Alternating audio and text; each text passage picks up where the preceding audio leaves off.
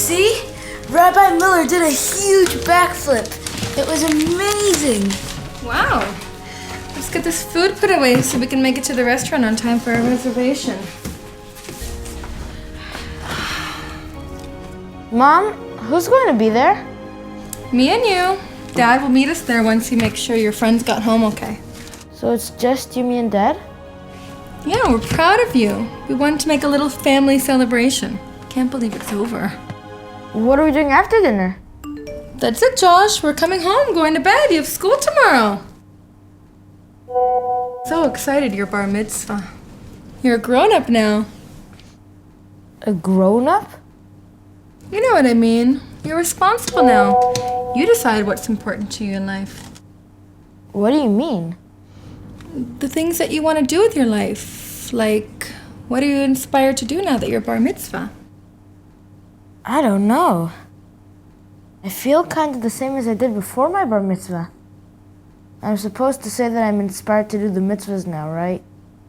There's nothing that you're supposed to say. I thought it would be more exciting. That I'd feel different. Is this all it is? Now my mitzvahs count? And why is it so important to do the mitzvahs anyway? Mom?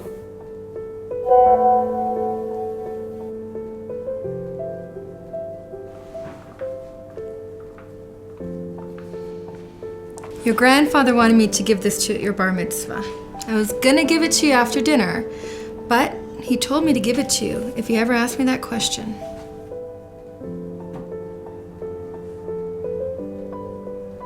It's a sitter. It looks really old. He said it's a special sitter. I got a sitter as a gift at my wedding. It's been very precious to me. Thanks, Mom. But What? how is a sitter supposed to help me? Your grandfather said that your sitter is your doorway into the world of truth.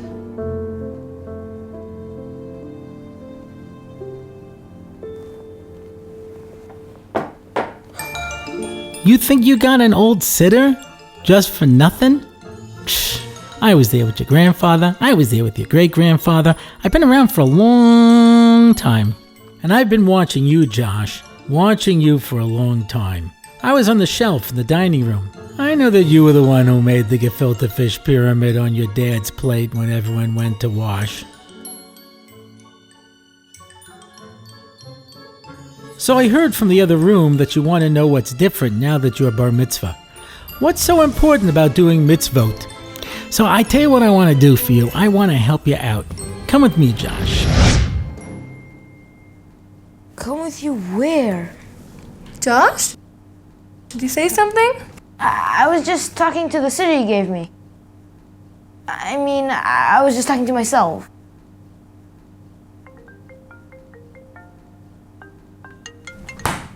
Hello? Hi, yeah, we're leaving soon. Where did you go? Oh, I forgot.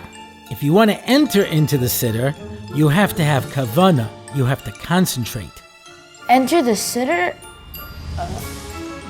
Okay.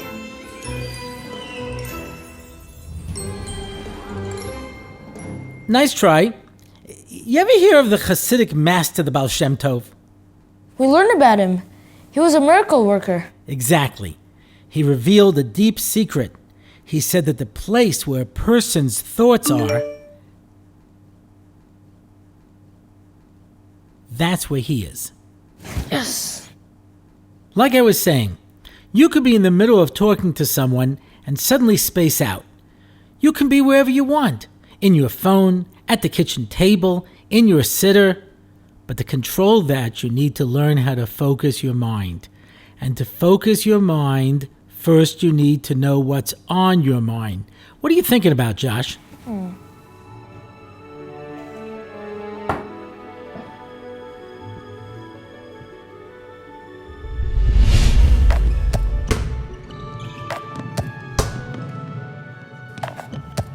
Okay, good job. I see you've got your mind on basketball.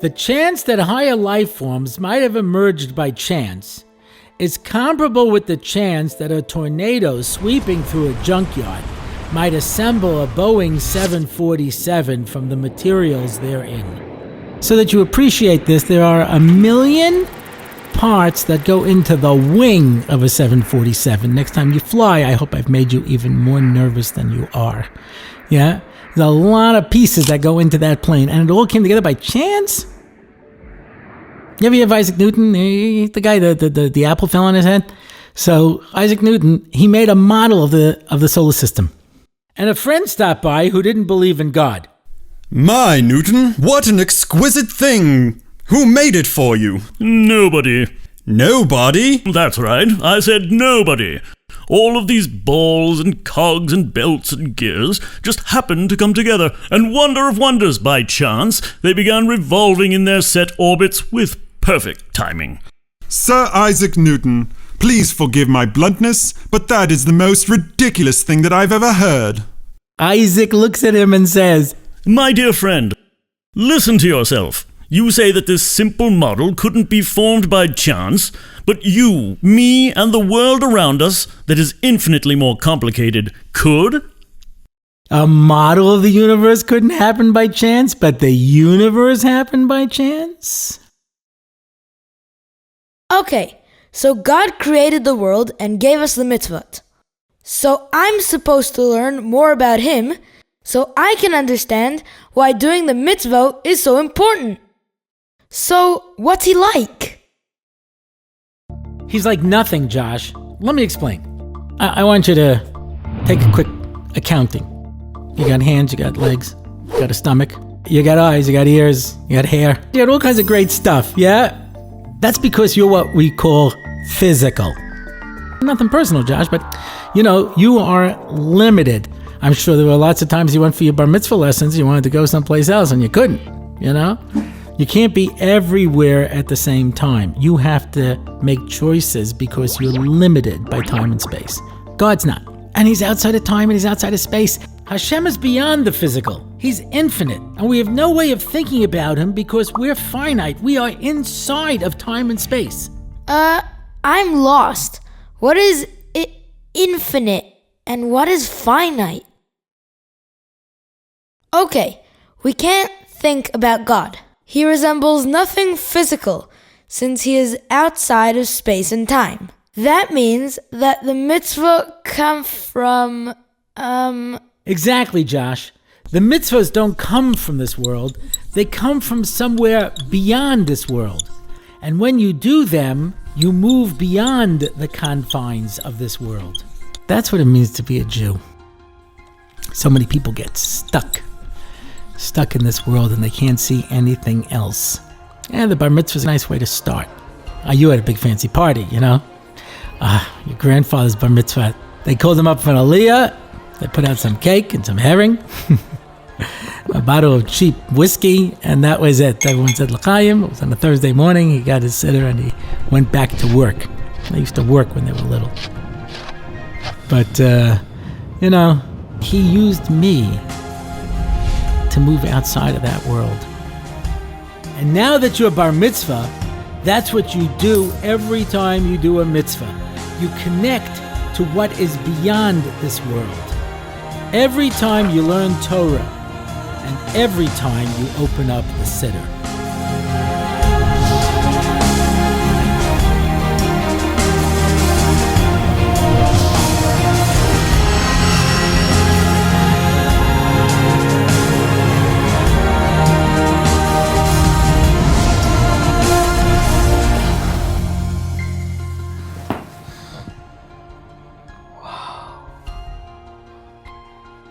Is everything okay, Josh? Did you decide what you want to order at the restaurant?